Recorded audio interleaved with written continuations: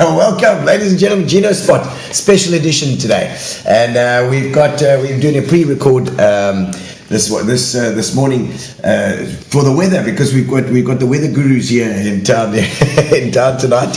We've got Dries and we have Garth tonight, and we're going to be talking about the water tariffs. We're going to get straight into this because this is a hot topic at the moment. The water tariffs are still up and they're still going, and we need to figure out what's going on.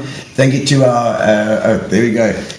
You can support the weather group by sending him stars as well. Absolutely, we need the stars to carry on. We need to make a living in this place, in this this town of ours, us Kebegis.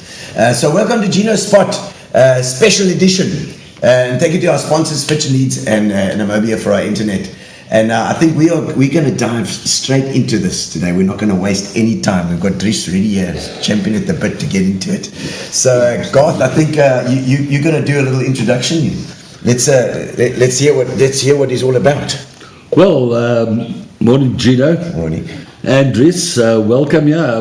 Well, our combined dam levels of the Algoa system are currently sitting at 84%. The best it's been for, I don't know how many years.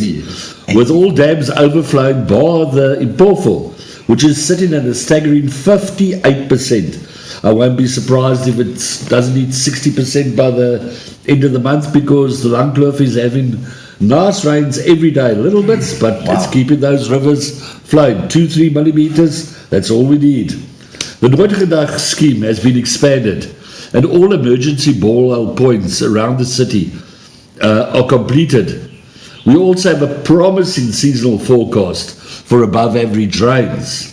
I'm sure that you'll agree that the water supply and water reserves have been sizably augmented before the drought until now. Yet we are still under strict water restrictions and paying steep rates. Basically, the rate-paying public wants answers and actions. I'm chatting to Ward 1 councillor Dries van der Westhuizen. He's the DA spokesman for water and sanitation. Welcome, Dries. Thank you, Garth. You are the infrastructure and engineering spokesperson portfolio, and have come a full circle from staving off day zero in the metro, been to a favourable position we are in now as far as water is concerned. Give us a brief description of this journey. Thank you. Firstly, thank you, Gino. Thank you, Garth, for the opportunity. Pleasure, Dries. Yes, I'm a DA councillor. I am in the water and sanitation portfolio. This is my second term as a councillor. I've been in this portfolio that whole time. Oh, okay. And most of it, of course, was during the drought. So I have a thorough understanding of where we were and where we are at the moment. I remember those days when every week we sat at the Joint Operations Centre waiting with bated breath for the weather guru to come and tell us what the weather is going to bring us. And the bugger never gave us good news. He's not a good news guy. No. But it was difficult times. Those were difficult times. I remember very well we were under stress from residents saying, why must I save water? Look at all this water running down the road. Residents saying, I pay for my water, I can wash my driveway if I want to. We went through all those issues, but we managed to get through it with the assistance of the residents of this metro. They assisted us to get through this difficult period where we are now, where we have lots of water. Yeah, they certainly did. They certainly did pull together for that period. I think everybody was on the lookout. Yes, I think the public must be commended. If it wasn't for the public buy-in, we wouldn't be where we are today. But throughout the water crisis, we were given certain goalposts. If the Impofu gets 30%, 40%, 50%, 60%. But this was not forthcoming. The goalposts were constantly shifted, and everybody asks, who sets the goalposts? Is it the executive, the officials, or the Department of Water Affairs, or the legislative, the council? Who sets the goalposts? Right, good question. So I think I'm going to start off by saying the National Department of Water and Sanitation gives us limits as to how much water we can extract from the dams, our main water supply. The municipality council decides on restrictions and water tariffs. Okay. It's only the council, and I'll give a little bit more details about that. So our municipality has a policy where they determine the punitive tariffs and the rates. All right, so basically it's rather vague. Maybe that's what they're using at the moment. But part A is when you have a normal water situation. Part B is when you have a shortage of water. Okay. Part C is when there's an emergency, and part D is when you have a crisis. Okay. All right. So presently we're in part C, which according to their own policy is an emergency, and I think we can agree with there's no emergency. Emergency at this stage. Yeah. I mean, we have lots of water. So it's only council that can make any decision on any budgetary item, and obviously our tariffs is a budgetary item. So it must go to council, and council must decide and agree that we're going to reduce our tariffs, i.e. go from part D to C or C to D. And it's not national government at all that has any effect down there. They might make suggestions, but they can't tell you, they don't have that authority to tell you what to do. All right, so having said that, it's clear from what you've just said as well, we've got water. Having these punitive tariffs at the moment, I mean, it's ridiculous, really. It's I can't stress it enough. It's immoral. It's immoral to keep on taxing our residents when we're already in this really tough economic times. In other words, it's not based on science, it's based on politics. Yeah, is it just a case of dragging their feet, or is it a case because I think the question here is this something to do with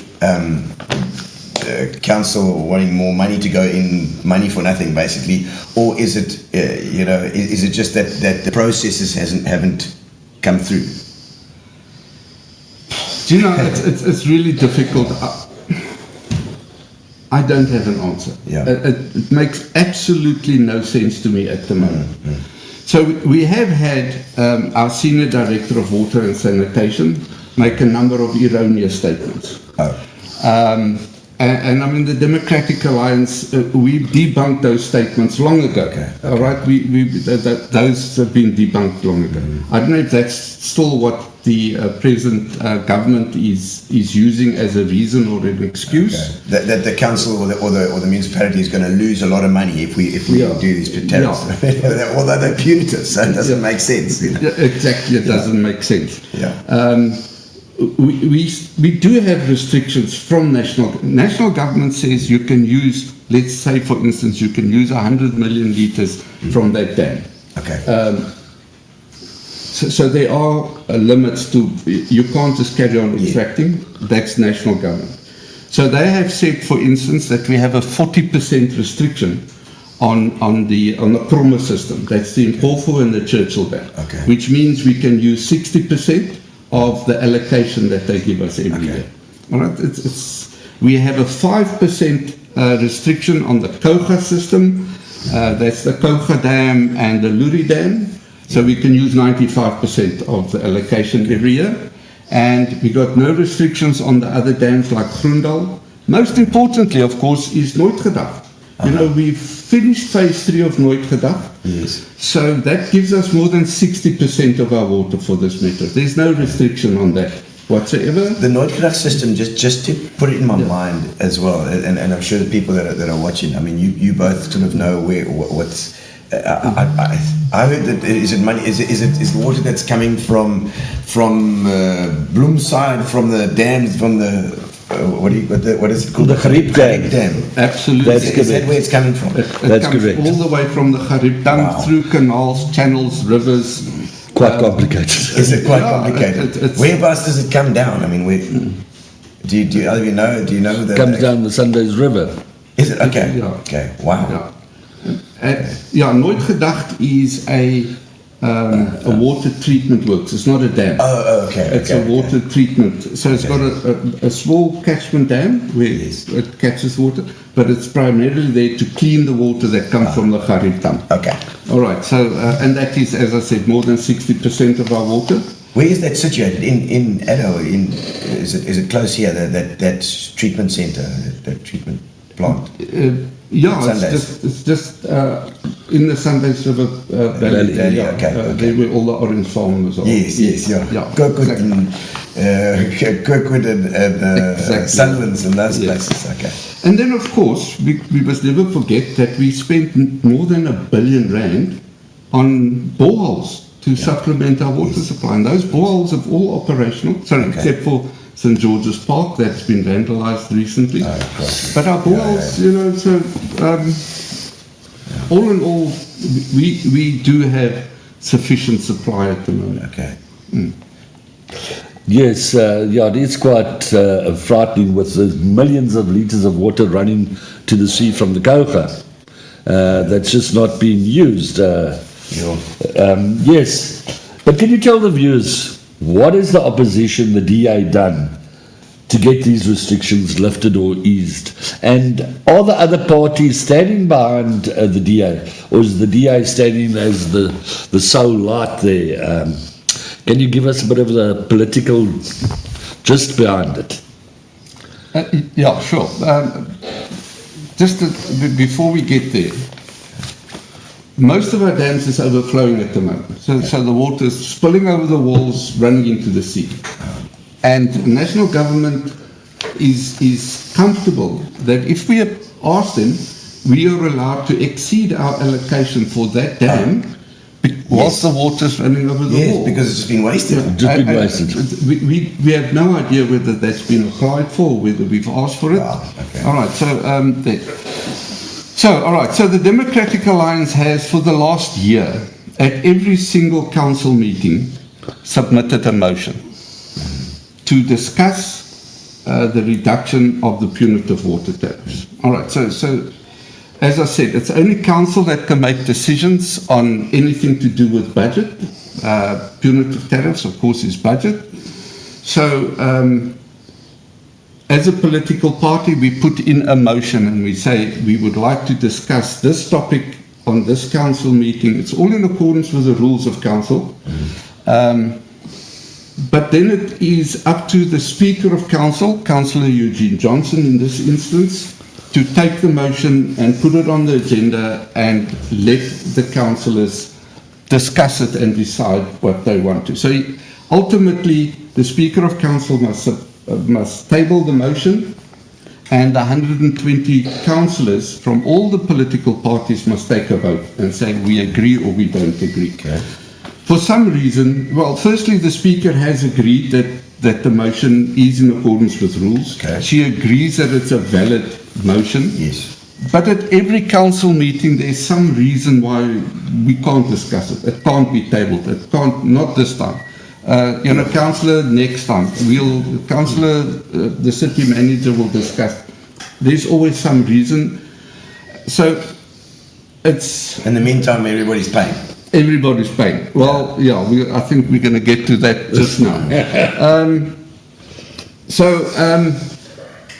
The first thing is that, our present Minister of Water and Sanitation, just last week, she said the following.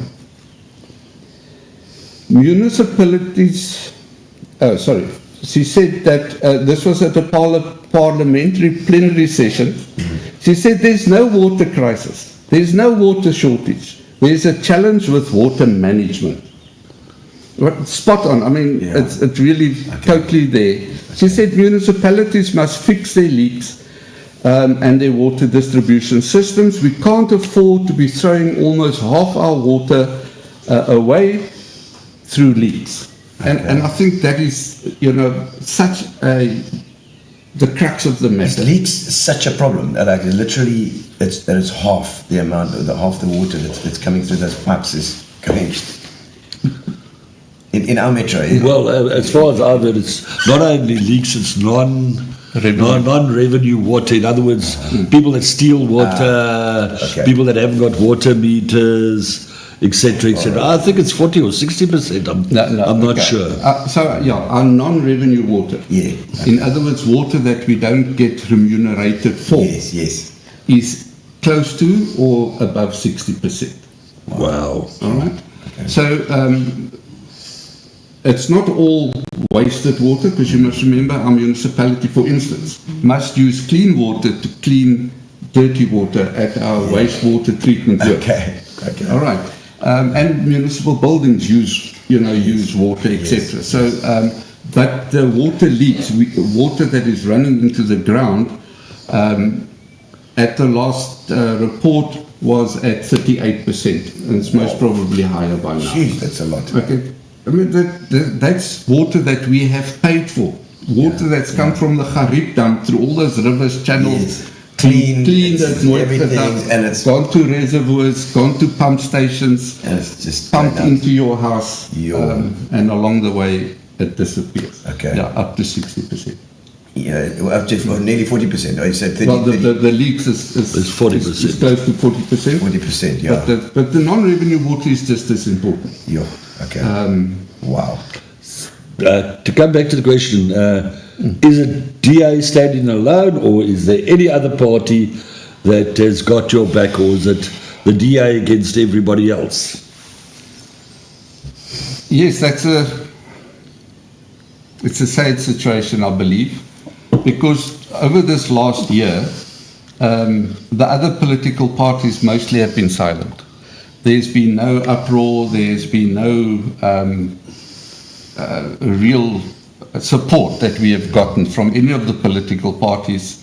Some of the parties, when I, for instance, that have been driving this thing for the last year, get into council, will make jokes about it, about you're going to be trying to fight this thing again, and etc. and so on, as if it's a personal thing. But obviously it's not. It's about our residents and of course. So it's one person that is pushing the button, Eugene Johnson. One person. No, I think that's a little bit unfair, because she's the Speaker of Council, slave to the party. But she does belong to a political party. She does belong to a troika, they call it, and now to a bigger troika with all the smaller parties there. So she gets her guidance from the troika. In other words, a slave to the party. Yeah. Of course, I mean that's how politics works, unfortunately. Because the GNU is up at the top there, national level, changing the way things work, the power, things are shifting. Gary's got a question there. Yeah, you think the power is sort of shifting off there? Are there specific benchmarks or indicators that should trigger a review of the emergency tariff status? Well, once again, as I tried to explain a little bit easy, the policy is a little bit vague. There is, for instance, no definition on what constitutes an emergency. So must the dams be at 50% or lower, and now we have an emergency? So that makes sense scientifically. Scientifically. So we have already asked that policy gets reviewed, and that we put this on the table, saying, right, these are the limits by which we need to govern the water. But at the moment, it's not. And then it's understandable. I mean, as a member of the public, I can say, okay, well, our dams are at 60% weak, and now we don't have any tariffs. Our dams are at 40%. Now we've got to make a plan. That's why everybody asks me, what's the Impofu dam? Then I ask them, what does it matter what the Impofu dam is? It could be at 100%, and the municipality is not going to reduce the rates. That is the big question. What is the way forward for lifting it? Surely the ratepayer has some right. What can the opposition parties do?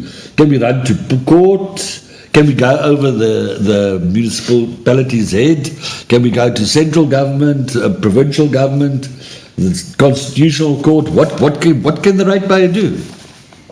We're frustrated. Can we go Everybody's frustrated. We're going to go in a barrel with stop the rates and go over the top of Watch out, they're going to lock you up, hey? They're going to lock you up, inciting violence. Look, obviously, ratepayers, residents can do a lot more. I think the first thing is that we need to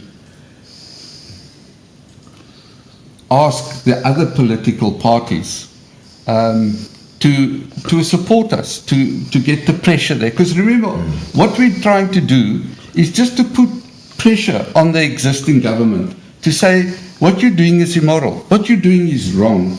You know, just it's as easy as that. Put it to council, let's vote on it. You know, that shouldn't be so difficult. Let's get the support of the other parties. As the Democratic Alliance, we're starting a petition now. So every DA ward councillor will have a petition in their office. If you have the time, go there and sign the petition to show that you support our efforts and what we want to do. Yeah. Of course, there's nothing stopping residents writing to the mayor, writing to the city manager. This is what we could do, you know. As I've seen it. Surely the mayor is the one that would really drive this as well. If our new mayor, what's it, the vice mayor, that Gary's gone around. Musical chairs. Yeah, it's a bit of a musical chairs. But the mayor should have the needs of the people at heart. So surely, you know, it's time. We want to be able to water our gardens. We want to be able to do, you know, clean things. We want to be able to not bath in a bucket anymore, you know. But no, exactly. So two things here. Firstly, is that you've just said that the mayor should have this. Yes, in her heart. Yes. Somebody tag the mayor. You must remember. Yes. I've been fighting this for a year. Yeah. That gentleman that occasionally went to the office with the name executive mayor on the door Yes. has never said a single word about the punitive water tariffs in the last year, in council or outside of council. So does he and or she have that close to their heart? Yeah. I will leave that up to you to decide, really. I have a feeling he's got so much else on his plate with his court cases and stuff that But look at the new mayor is here. The new mayor should be able to help us, you know. Yes. And it's not just us; it's everybody. It's this entire city. You know? The entire city. The entire city is sitting with punitive. And it goes fines. They're getting fined for water that's flowing over the dam. It doesn't matter what party you vote for. Yeah, exactly. It doesn't matter what party, your political views. But sorry, Yeah. you know, it's not just residents. It's not just us. Business. You have small businesses. The pool building business, for instance, they have this entire time been saying, please help us. Yeah. You know, we have to lay off people. Yeah. Our businesses are folding because Construction. The restriction says you're not allowed to build a swimming pool. Yeah. Okay. And also, if you think about what like a simple pool company has to go through in order to fix a pool, they have to go in there. They have to get now big bladders to hold the water and to keep them in your garden. It costs a major extra expense. And they for sure are absorbing that expense. They're not able to hire more people to do the jobs. There's less jobs. There's less money. Exactly. It's a spiral. Yeah. You know, it all helps towards the economy. Absolutely. Yeah. We're talking about the economy. It's been touted that the money collected from steep tariffs is 24 million rand a month. I heard this morning somebody was touting a figure of that the municipality would lose 98 million. Don't know how true. Is this true? And what is the money being used for? It's definitely not being used for potholes or cleaning drains. We just need 10 millimeters of rain. And it's a flood in PE. Exactly. 10 millimeters and we got a flood. Yeah. So I believe the 24 million is correct, that we're getting extra from the punitive tariffs. That money goes into a general account. And it gets dished out to whoever. So it definitely doesn't get earmarked or ring-fenced just for water. Or potholes. or potholes. But we're talking water here, so let's stick to this. Potholes makes potholes. If it was still the potholes, or maybe we could say they dams, so it comes down to the water. If it was still ring fenced and said, yes, we're really just going to keep it for the water department, you could maybe still, edge that way, but it's not. But that's not the important part. The important part is that our Budget and Treasury Directorate has, in writing, in the annual report, stated very clearly that the punitive tariffs has a very negative effect on our collection rate. Now, the collection rate means the percentage of residents that pay their full municipal account every month. Okay. Now, what's important is that 1% of the collection rate is at least 60 million rand. All right, so yeah, we're talking about 24 million rand that we gain this side, but just 1% our collection rate drops. You're losing 60 million rand. Wow. And our collection rate at the last that I saw was below 70%. So I mean, you can do those sums. You can work that out. Yeah, 60 million times 30, basically, or about times 40. Yeah. So it doesn't make. Once again, I'm sorry. It just doesn't make sense. Doesn't make sense. Okay, so those amounts that he's talking about there, that doesn't make sense. If you take away the punitive tariffs, you'll get more collection, and they'll get those percentages will be up by.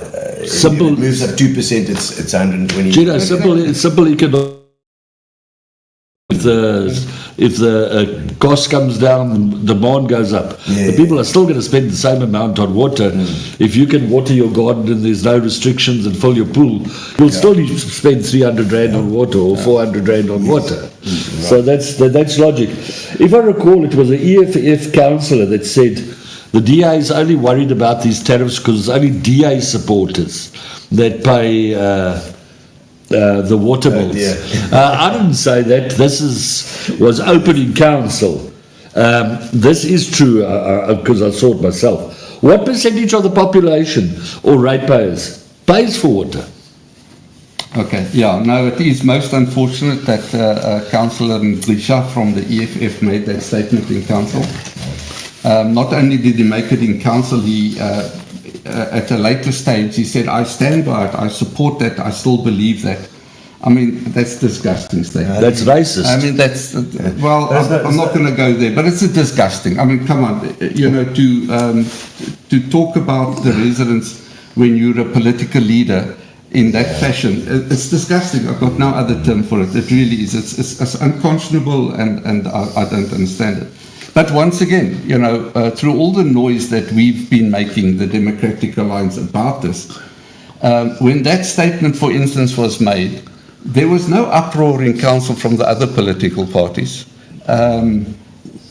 It was just silent, So withdraw that statement. That statement. Yeah. So it's.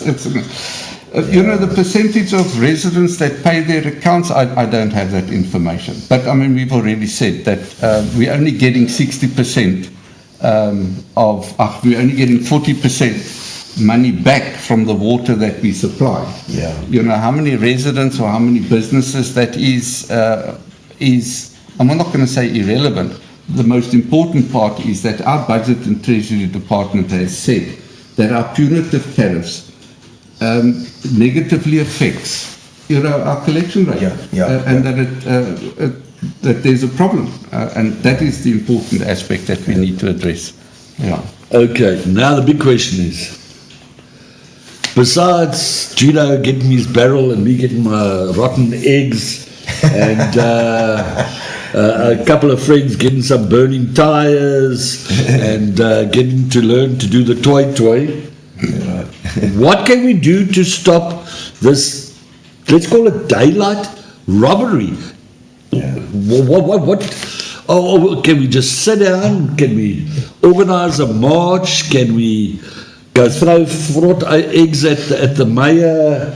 I don't want to say that because they're going to lock me up when inciting violence, but I don't know, what ends?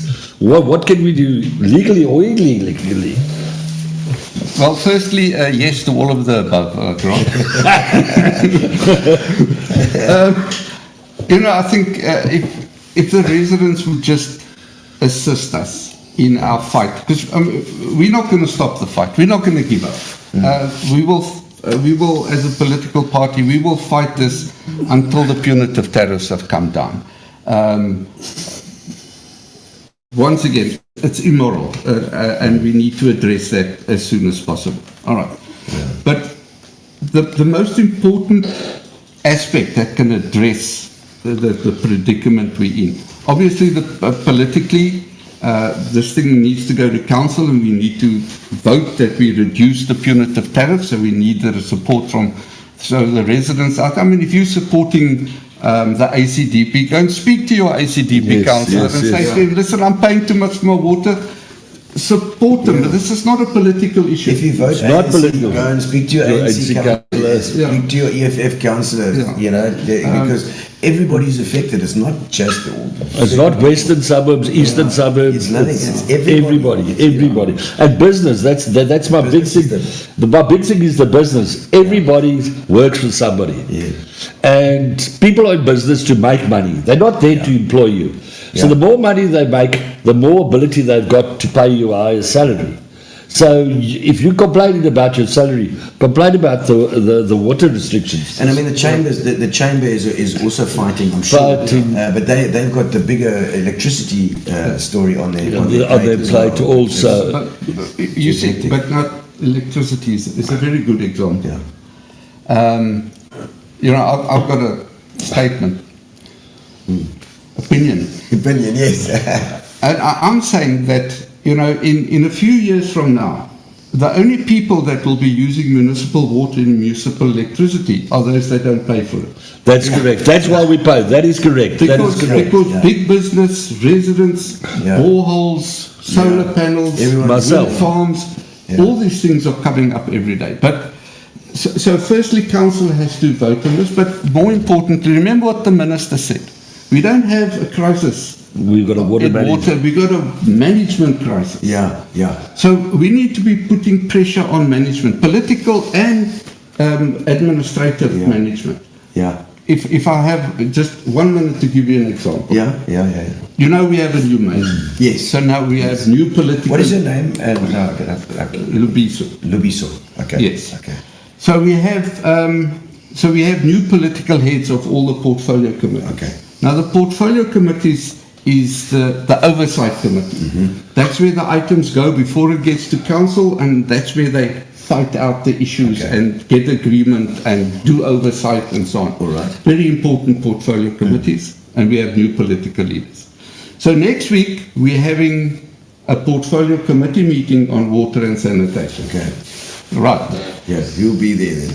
I'll be there. Yes. I don't know what I'm going to do there because we just got our agenda for that meeting yesterday. Oh. There isn't a single service delivery item on that agenda. No water leaks, no reservoir repairs, no sewage leaks, nothing about service delivery. Nothing whatsoever. What is on there? Exactly. So I'm going to a oversight committee meeting, and there's nothing that I can do oversight about. Nothing. It's. I think that there's also a bigger problem that I can see here is that every time that the council changes, the mayor changes, there's a whole lot of new political heads that get slotted into these places. How can they even get going when nobody is there for longer than 3 months? Or whatever it's, It's absolutely correct.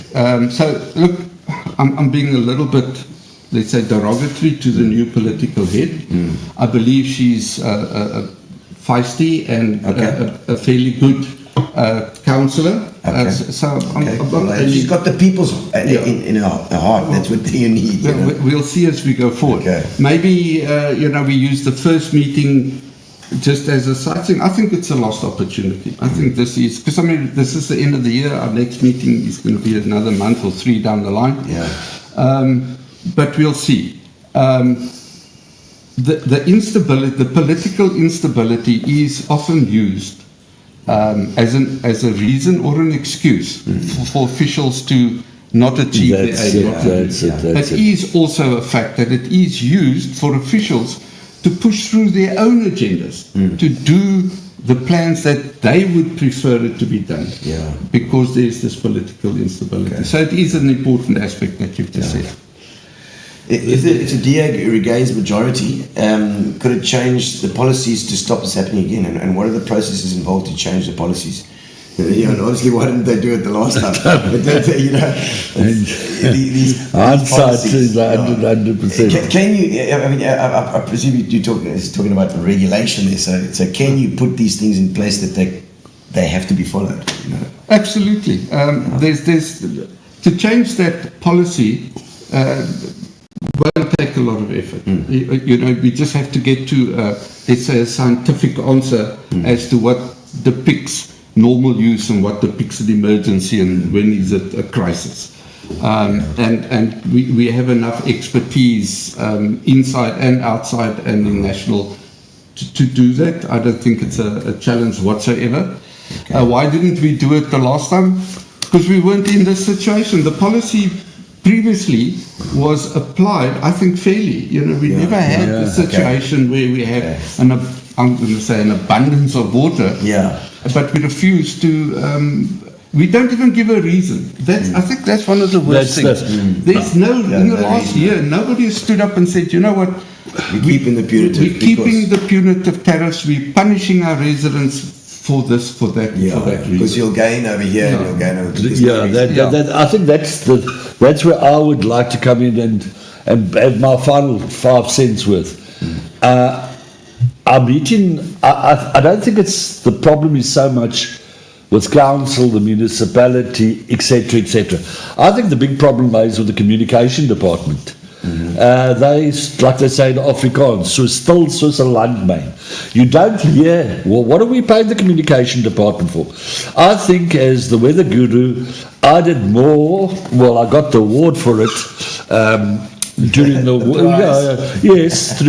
through the water restrictions, than the entire communication department of the municipality did. I will be sending my account shortly. But over now, this is a perfect time for the communication department to come and give us answers. It shouldn't be me sitting here, it shouldn't be Dries or you sitting here asking. We are doing the communication department of the Metro's job. And my biggest concern, and hear me out today, and we can bookmark this, we are going to go into another drought. If you believe in climate change or don't believe in climate change or the cyclical nature of weather, we have ups and we have downs. And climate change says that the ups will be higher and the downs will be lower. So your floods will be worse and your droughts will be worse. We are going to move into another water crisis. It might be 1 year's time, it might be 5, it might be 10. The public's going to remember what the municipality did to us in this time. Remember, if I had a dog, the children used to tease it at the gate. That dog got out one day and he ran straight to that child and bit it. The residents are going to bite the hand of the municipality. It is now the time to communicate with the public and play the part and give them something back. Otherwise, you're not going to get the buy-in with an extra. What have you got to say for a final? Before we get to some questions, I think we've got some questions online here as well. Look, let's say in defense of the communications department, they are dependent on the politicians and the officials to give them the information. If you go to the website and you go and look at the website that gives us information on our dams, for instance, it gets updated every week, every second week. Or maybe not even for 4 weeks. Or maybe even not for 4 weeks. What website? It's a website, which The municipal website. I do it on my NMBM. You can just type in NMBM. I do it on my Weather Guru every Monday morning. I think it was the 13th, I think, if I checked yesterday, was the last time it was updated. Sure. That's before the rain, yeah. Yeah. So, I just think that we need to have a little bit, no, not a little bit, we need ethical leadership. That's what we need. This uncaring government that we have at the moment has to just show that there is some ethical leadership in their ability, because we have good councillors across the spectrum. We really do. It's this groupthink, I think, that is dragging us down. Okay. So in closing, if there's any questions, ethical leadership, I think, is let's have the residents and our business forefront, and because that's what we have. We are there to work for them, and not the other way around. It's serving the public. Yeah, public service. Absolutely. Let's have a quick look at some of the comments coming through here. I see Alreason says, "Is there no legal way to withhold rates and things?" I mean, this has been toyed around before. I think the withholding of rates, rates, and paid it into a central account. Has it worked in other instances? I think it was. I've seen it before in the news, but Yes. I don't know where. Look, okay, the short answer is it's not legal. It's illegal. Okay. All right? And you, as a resident, you will definitely come second. Yeah. But there is municipalities that has taken their residents that has taken their municipality to court and forced the municipality to do things, or got authority from the court to say, so we are going to go and fix the wastewater treatment works, and you will just pay for it. As a municipality, you will then have to pay for it, but we'll go and do it. So there are options, but it has to go through the courts. It's not I'm going to create an account quickly and everybody pays me. Because I think that's not legal. The one that I saw, they were actually storing the money. They were paying them the rates, but they were putting it in a different account and waiting for the municipality, and withholding it from the municipality. So now somebody also was complaining about cutting off the water in Fern Glen. It says if you're just a week late on paying your account, where clearly others are not treated the same, what's the official cut-off policy? Do you know the details? Soft target. Well, firstly, they're not allowed to cut off your water. It's a constitutional right. So they are not allowed to cut off your water. They, what our municipality does and should be doing is put a water restrictor on. As restriction. So it restricts your daily consumption. If you use more than your allocated consumption, it closes until tomorrow morning about 2 o'clock, then it opens up again. So that's the correct way to do it. And as far as I know, it is being done through the majority of the metro. Yes, they were talking about it in our neighbourhood a little while ago. Yes, so that's what they do. They can cut off your electricity. Yes. But they have to give you written notice that your account is overdue and give you 30 days to pay it and make alternative arrangements, but not your water. Okay, all right. So they're not allowed to cut off the water. What long-term strategies are being developed to prevent future water crisis beyond just adjusting the tariffs? I mean, it's easy, just pay more money is easy, but actually infrastructure-wise, I suppose. Absolutely, we have to invest in our infrastructure. Firstly, so we have spent a lot of money on, let's say, getting more water. So we've got Nooitgedacht phase 3 that gave us an additional 65 million litres a day. We've done our boreholes that was supposedly going to give us 27 million litres a day. Unfortunately, that's not that's a fact, but that's not the issue. So we have put in a lot of money and time and effort to get additional water. We have to maintain the water that we've got. It doesn't help getting more, that old adage about having a tin with a lot of holes in. Doesn't matter how much water you pour in the top, you have to fix the holes. That should be our priority. I've always maintained, as you said, a long-term strategy. we should never lift restrictions. Yeah. When the dams are overflowing, put a restriction of 100 kilolitres a month. Yeah, a reasonable Yeah, restriction. 100 kilolitres, Yeah. and then pay above that. Yeah. And then when it gets down, so you've got a mark to work, you've got a goal post. 100 kilolitres, I'm sure nobody's going to use It's that. a reasonable. It's a But reasonable you're not going to abuse after that. Yes. And if it gets, like, say, the dams get to 80%, then we drop that down to 75 kilolitres. And that we constantly got it in the back of our mind that it doesn't become a shock to us. Yes. But just to say, because some people do go overboard, and they'll suddenly like fill 3 swimming pools up and take in good times. What we've got to do is flatten that curve, because weather is cyclical, and we've just got to, if we flatten that curve, and remember we've got this big problem, exponential population growth. Yeah. The government can never do enough because the population is growing too fast. Yeah. No, but once again, if we just maintain what we've got, our water usage or our water demand has not changed drastically over the last 10 or 20 years. So keep what you've got, fix the pipes, fix the reservoirs, fix the leaks. That's where your energy should go. We at the moment, it wouldn't appear. At the moment, the emphasis within this directorate is we want to go for desalination.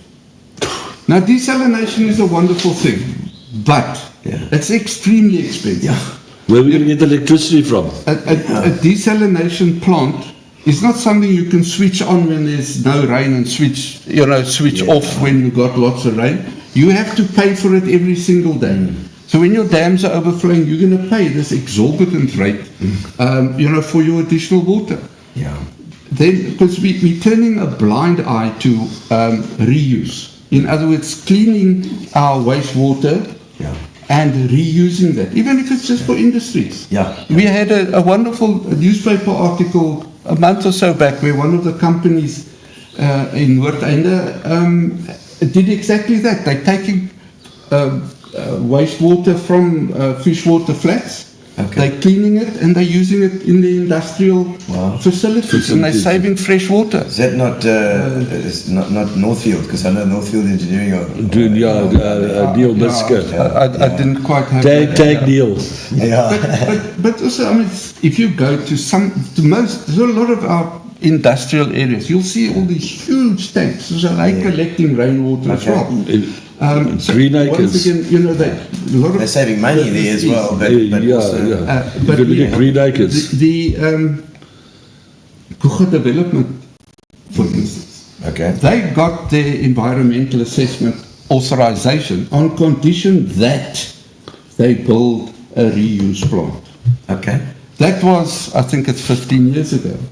And we keep on dodging that one. We'll pay them. We'll pay the same people to build a desalination plant, but we won't ask. Listen, just comply with your regulations, type thing. That's right. Reuse is vital. Apparently, Gino overall tells me that they can save 80% of your wastewater in your house. 80% with their systems. So basically, what I found now is using a washing machine. That is a big user of, and if you can save that water from the washing machine and possibly use it for toilets or the garden, etc., that's a lot. So in other words, if you've got 100 litres of water and you can use it twice, you've actually got 200 litres. Just there's a couple more questions. I see Ingrid Greef is online there saying that the Walmer residents wrote to the mayor and no response yet. Well, maybe somebody can tag the mayor in this. That'll be wonderful. So find her Facebook and tag it. How do the current tariffs compare with those in other municipalities at the moment, and all the ones that have also experienced drought? Maybe the Western Cape. Have they gone back to standard pricing? Yes. Western Cape. Yes. Western Yes, Cape. It was a big fight also. Yeah. Really, also a big fight. It was a big fight apparently. But, sorry, once again, the Western Cape spent a lot of money on desalination because they had to. I mean, they were literally at day zero. I mean, they were far worse than what we were at any stage. Okay. Because we've always had Nooitgedacht. Yes. Okay, Nooitgedacht has always produced water. So we, theoretically, we never really faced day zero. Okay. Certain parts of the metro, because we couldn't then get it to all parts of the metro. Okay. But Cape Town were days away from day zero. Okay. They spent millions on desalination. As soon as they could, they switched it off. Because So it's not working anymore. You can't afford it. It's Well, you really, see, so there's no point. There's no point in that until the tech catches up. Yeah. It's. I think it's power hungry. Well, there are companies that say we can do it with solar. I can't dispute that. Yeah. But desalination also has a huge negative environmental effect. Yes, I can imagine. You taking stuff out the sea in massive quantities. And taking that brine back and throwing it back into the sea. Yeah. You know, it's hugely negative to the environment. Where once again, the reuse. Not only are you keeping the water that you've got in the system, it is environmentally friendly. Yeah. Because it's clean. Millions of liters of Relatively water that we're not putting into our rivers and into the sea. Yeah. So, I mean, it's a win-win to me all the way. Nooitgedacht he says in phase 3 at the moment. So there's a phase 4 and 5. How many phases are there in this thing? Well, there's no limit at the moment, but there are plans in place for phase 4.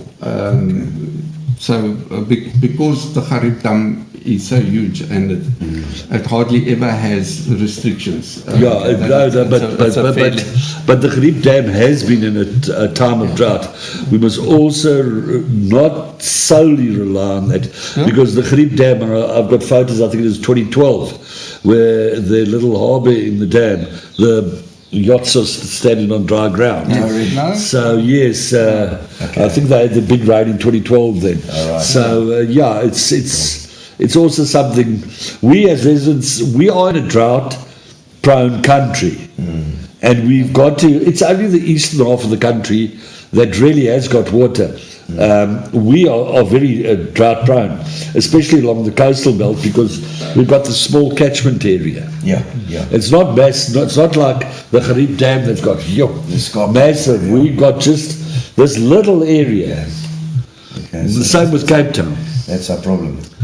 And so it's Nooitgedacht, and the fact that I love that analogy of you can put as much water as you like in the bucket. It's got all the holes. It's going. That's right. Fix the holes. Fix the stuff.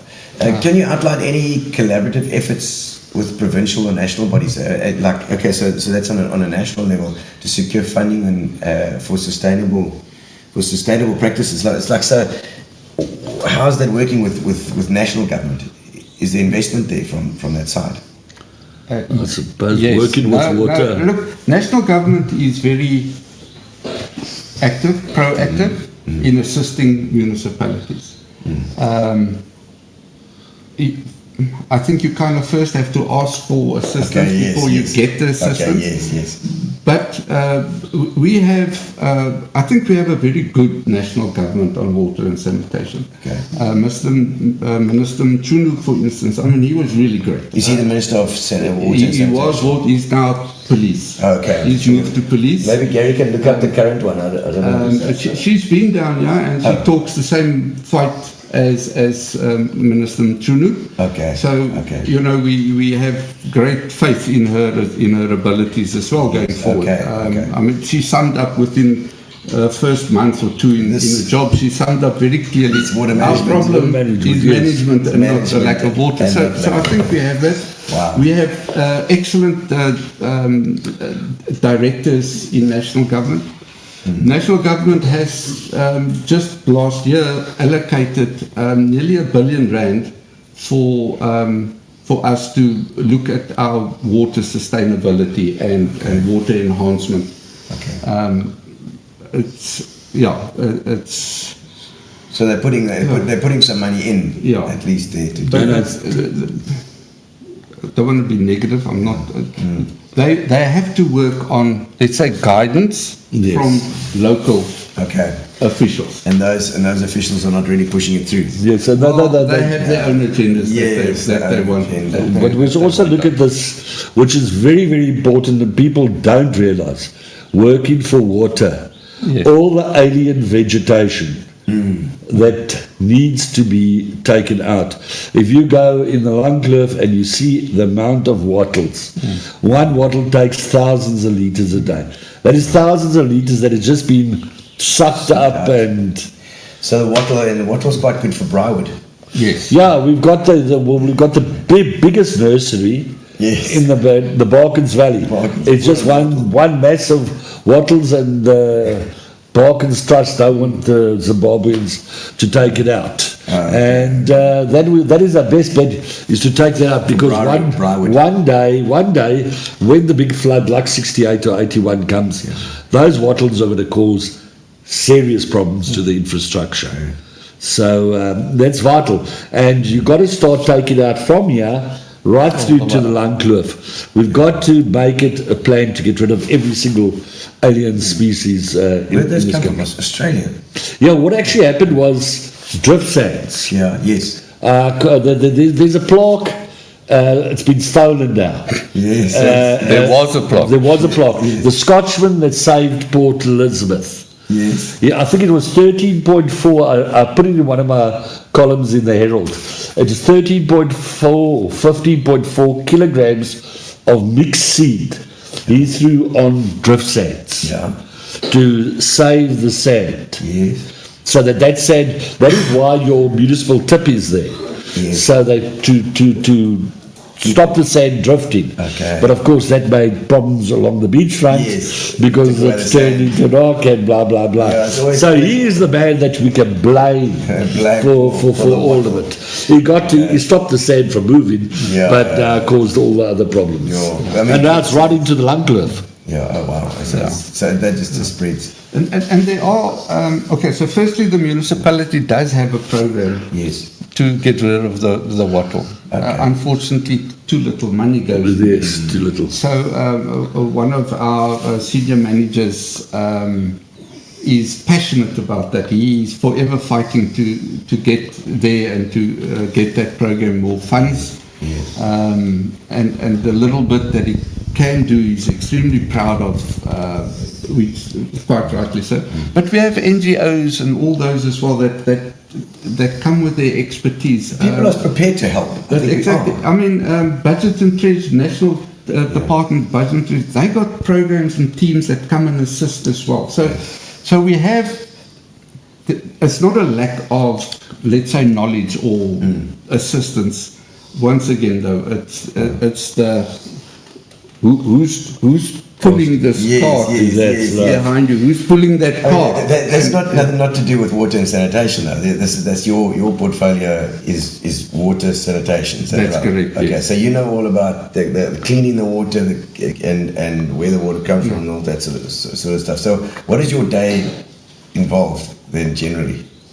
Well, firstly, my day revolves around, I'm a ward councillor. Yeah. Okay. All right, Ward so- number one. Huh? Ward number one. That's right, number one. Number All one. right. Ward Numero uno. I have the second biggest ward in the metro, so I mean it's really big. Yeah. So that's my efforts, 10 to 12 hours a day. fixing potholes. Every single day, Monday to Sunday, Yeah. is assisting my residents with, as service delivery goes down, which at the moment we all know it's going down rapidly, the strain and the responsibility on the ward councillors goes up exponentially, because residents want answers, and you can't blame them. I mean, they're paying rates, they're paying taxes, so that's the majority of my work. Most of this I do in the other hours at home. Yeah. Okay. So it's extra hours. Yeah. Do you have a wife and family? I have an extremely understanding wife. Oh, really? You must remember I was in the Navy for right. many years. Okay, So I can only say thank you. Look, I see. What about the potential crisis with larger head with regard to our sewage system? Yeah, and when we have a flood, our stormwater drains, is that under that portfolio as well? No, stormwater drains is under roads. Okay. But sanitation is under the water and sanitation department. Yeah.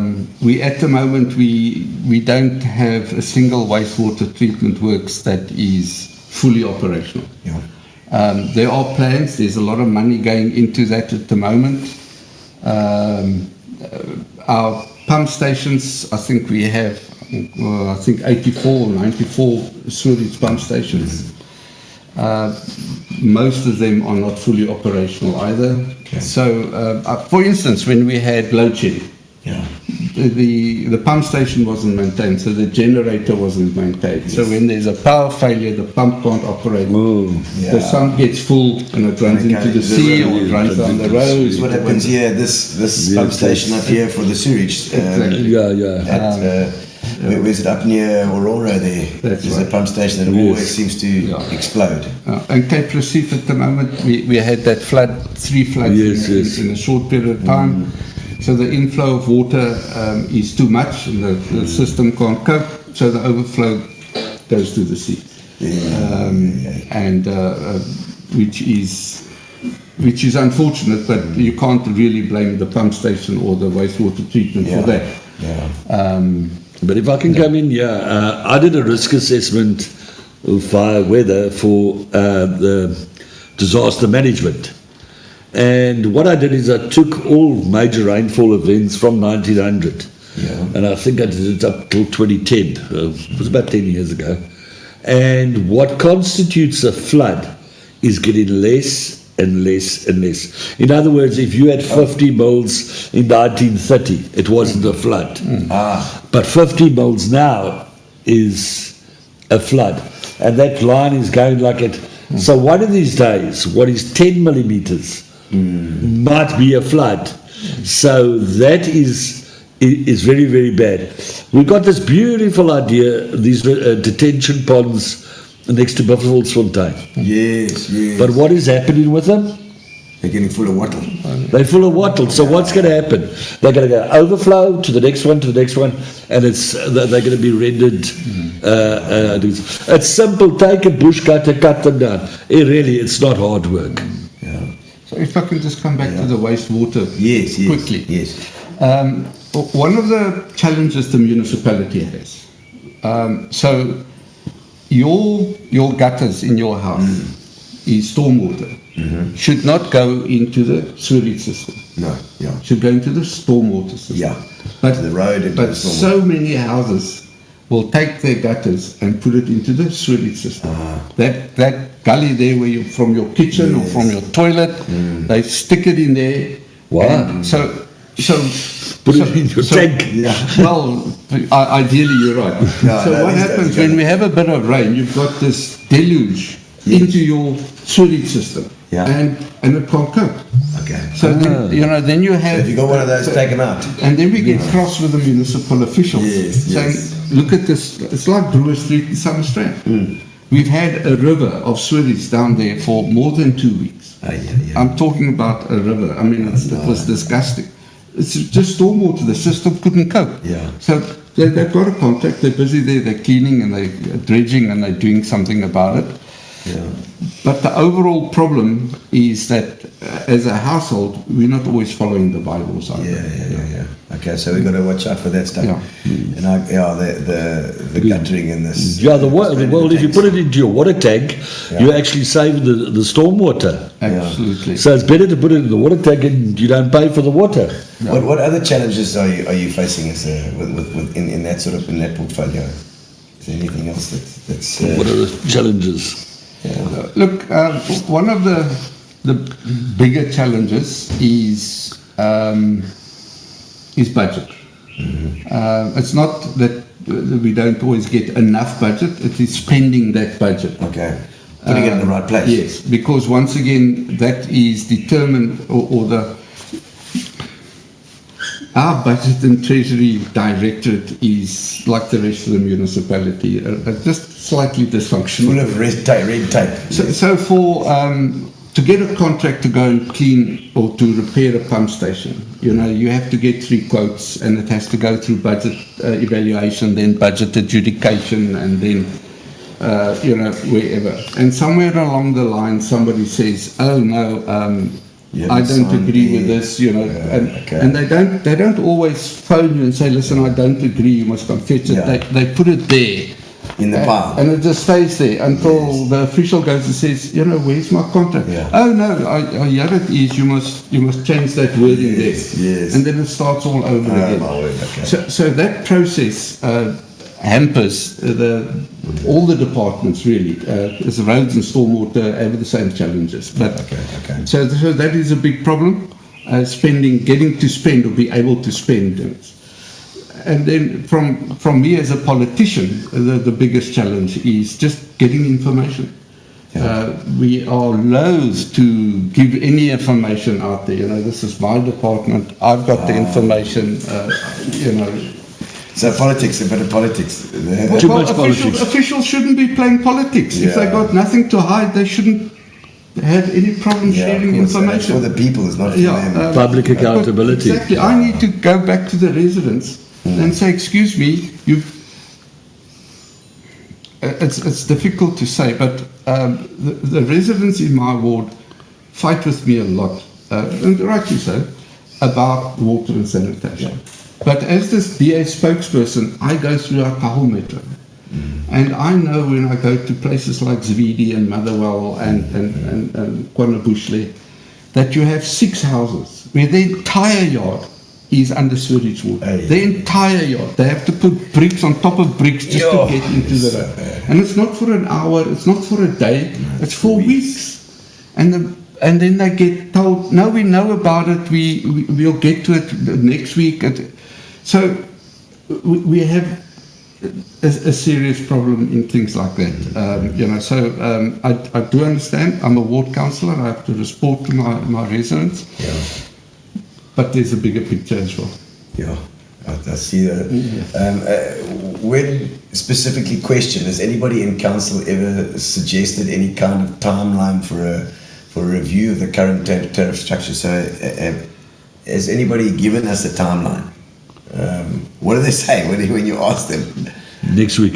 Well, okay. So firstly, tariffs is determined every year. But that is the general tariffs. Yeah. The punitive tariffs you can adjust depending on the situation. Yeah. Okay.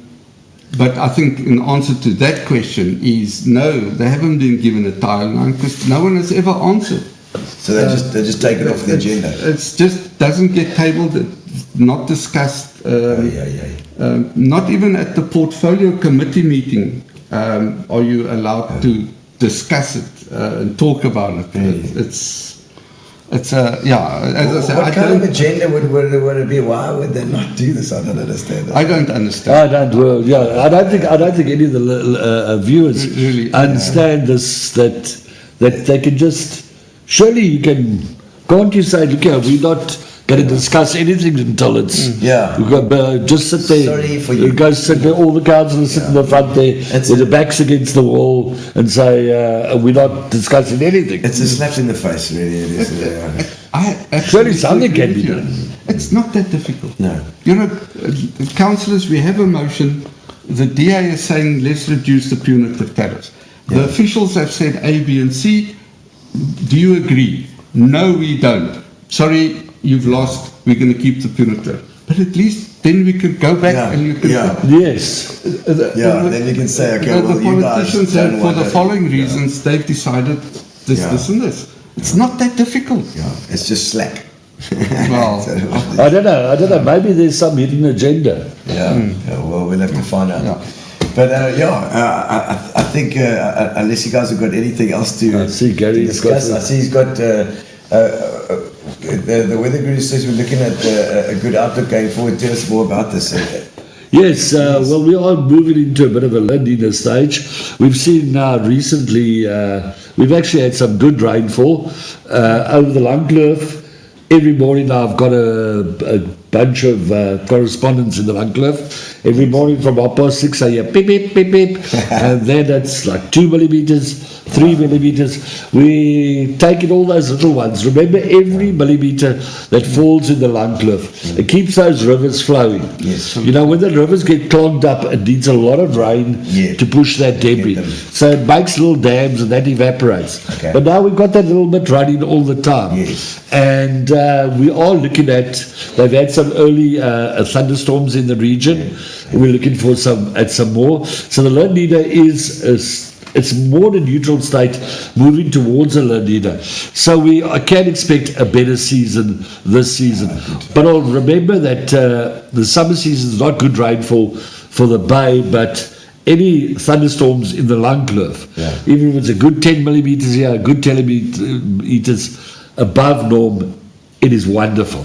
It is wonderful, except again, those thunderstorms can ruin the apricots. Really? Oh dear. Now, just for the Ward 1 people as well, just to get to know you a little bit, where did you come from, Dries? The Van der Westhuizens, where did you grow up? Where were you born? Sure, it's a long story. I was born in Nigel, Transvaal. Nigel. Okay, yeah.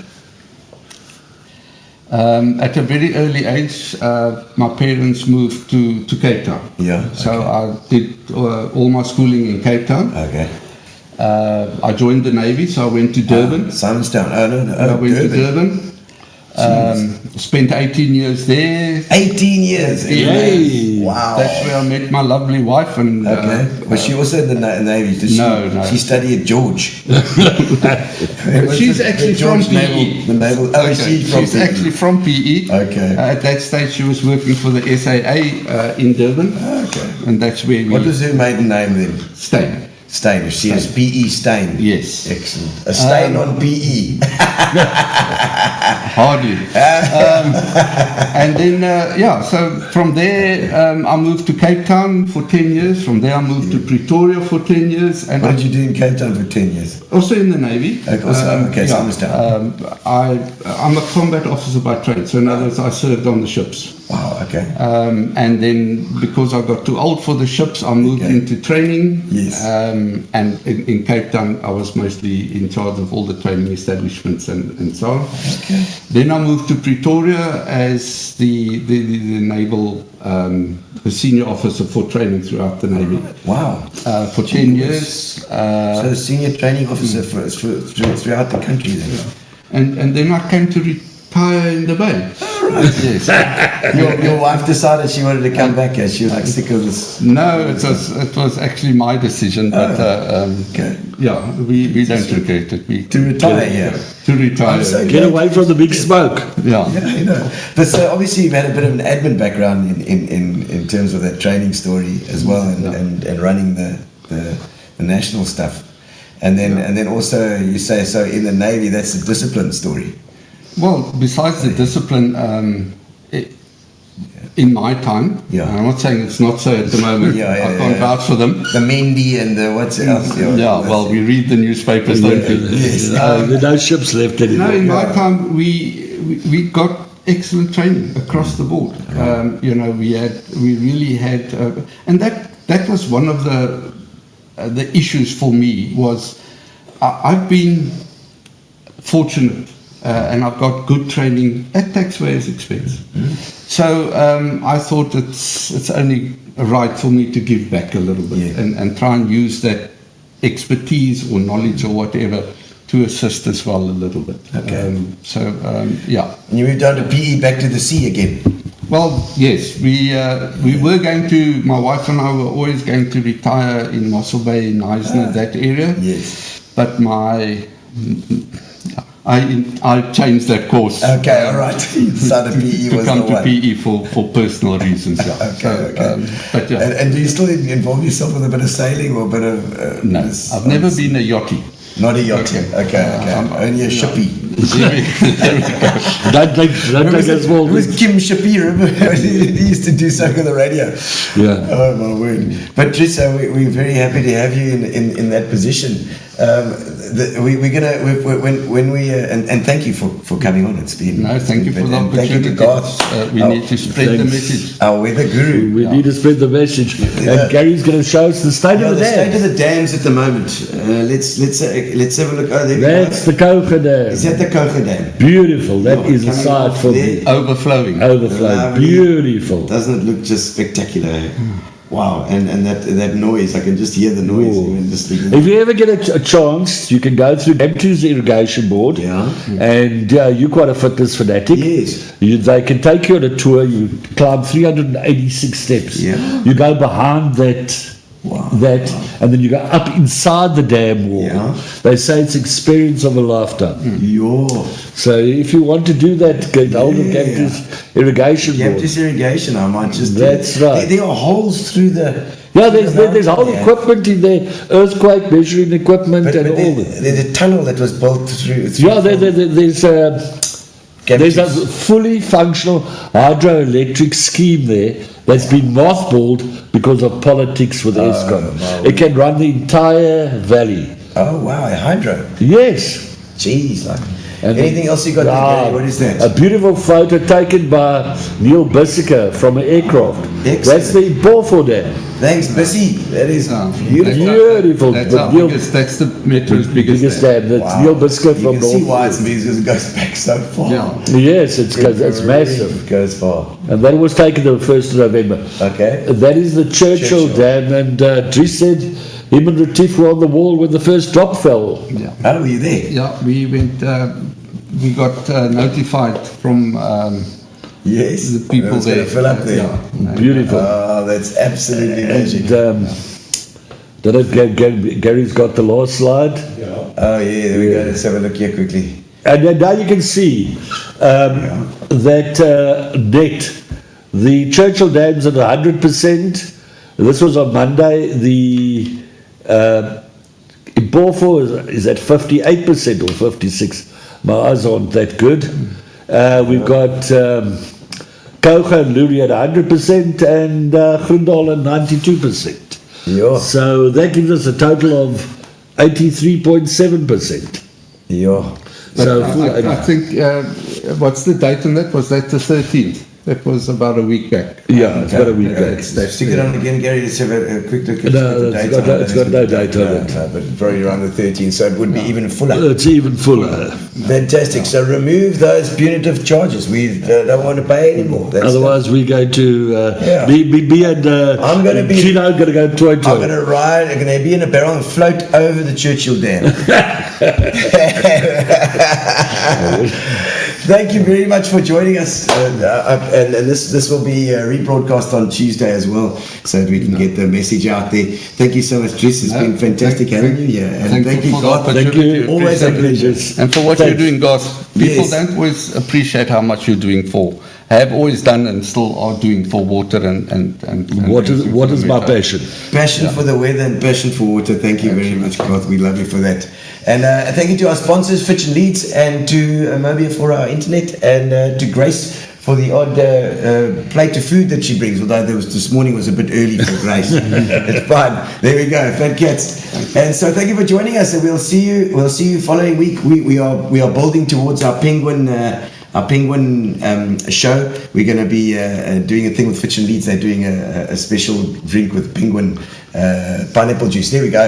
Yeah. The pineapple lemonade, and they're donating towards the penguins, which is very relevant to us here. Definitely. And our, the bunkering story, and the fact that they're using our bay as this petrol station basically, and it's just not Horrendous. legal. It's horrendous. Terrible. So we need to get out a bit of we need to complain about that a bit more as well as our water. Absolutely. well, it's seawater and fresh water. That's it. What Exactly. is water? Exactly. And of course, yes, coming up the 3rd to the 22nd December at our new venue, Centre Stage at Bay West, is the Cinderella, the pantomime, Cinderella and the Ice Queen's Enchantment, written by Delet and Paul Rulofsad. And they've been, P-Bands is doing that, so you can hurry to Quicket and get your tickets. Snap them up, go out to Bay West. Bay West, there's lots happening there. So get on your horse and get out there as soon as you can. Thanks, guys, for joining us. It's been fantastic. Thank you. And we'll see you next week. Cheers. Cheers. Bye. Cheers.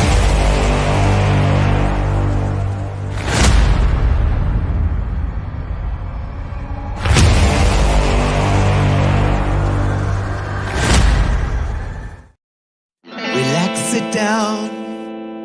Coming out of PE town. One drink, find a shot. Never mind your liver, get to Gino's spot. Gino spot! Get to Gino's spot. Gino spot! Have a laugh, have a giggle, and exercise your middle. Have a Gino shot.